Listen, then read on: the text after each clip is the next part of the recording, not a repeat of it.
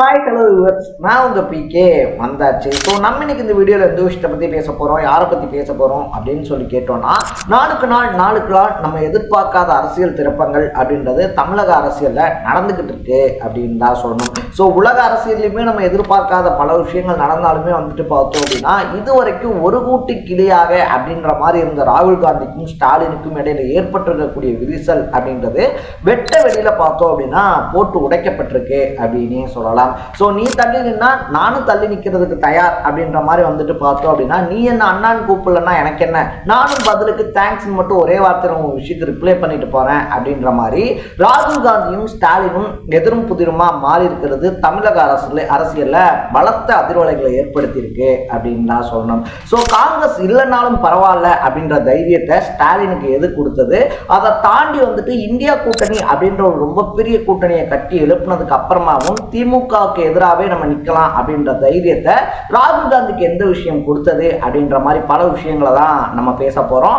அதுக்கு முன்னாடி நம்ம சேனலுக்கு நீங்க புதுசா வந்திருந்தீங்க அப்படின்னா மறக்காம சேனலை ஃபாலோ பண்ணி சப்ஸ்கிரைப் பண்ணிக்கோங்க.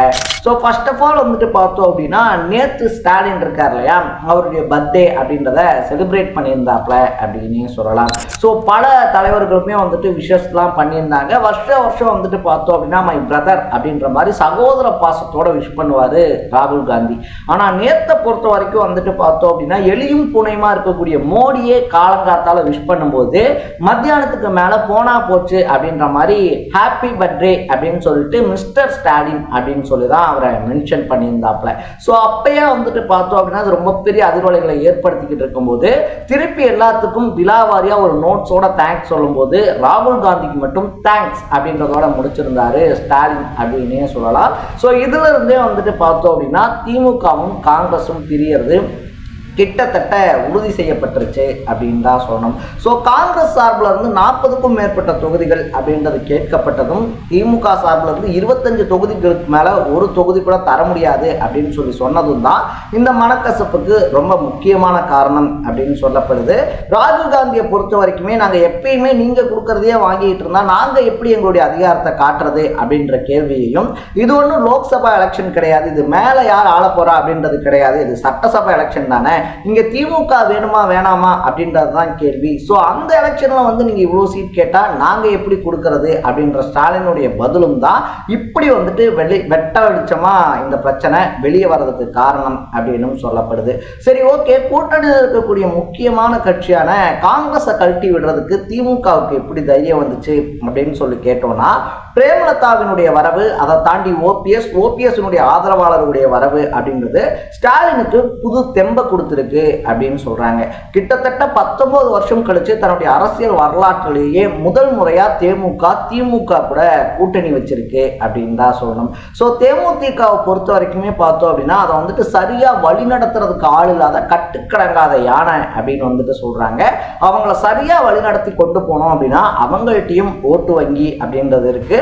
ஸோ அதை வந்துட்டு நம்ம ஃபேவரா யூஸ் பண்ணிக்கலாம் அப்படின்றது தான் ஸ்டாலினுடைய ஐடியாவா இருக்கு.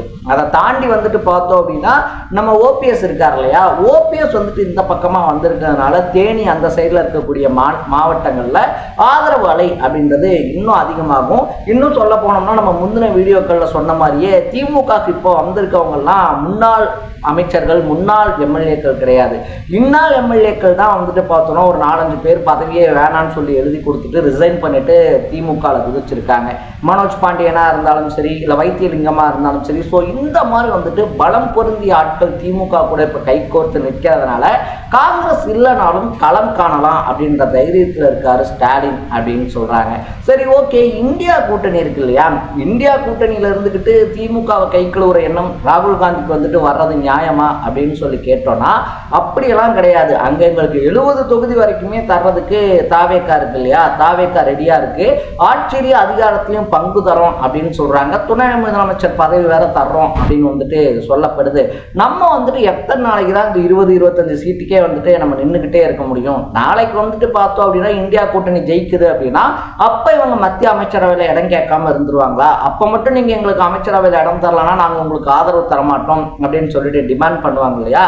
இதே நம்ம பண்ணா மட்டும் ஏன் அவங்க தப்புன்னு சொல்றாங்க? நம்ம மேலே ஆட்சியில் இருந்தப்பெல்லாம் இவங்களுக்கு எத்தனை மினிஸ்ட்ரிஸ் கொடுத்துருப்போம் அப்படின்ற மாதிரி பார்த்தோன்னா நீயானா போட்டி தான் ரொம்ப பெரிய அளவில் வெடிச்சிருக்கு அப்படின்னு சொல்லப்படுது. ஸோ இப்போ வந்துட்டு பார்த்தோம் அப்படின்னா தாவேக்காவுடைய பேச்சுவார்த்தை இருக்கு இல்லையா, அது வெளிப்படையாகவே ஹைதராபாத்தில் வச்சு ஆரம்பிச்சிட்டாங்க அப்படின்னு சொல்லப்படுது. ஆல்ரெடியே ஹைதராபாத்தில் தான் ராகுல் காந்தி இருக்காரு.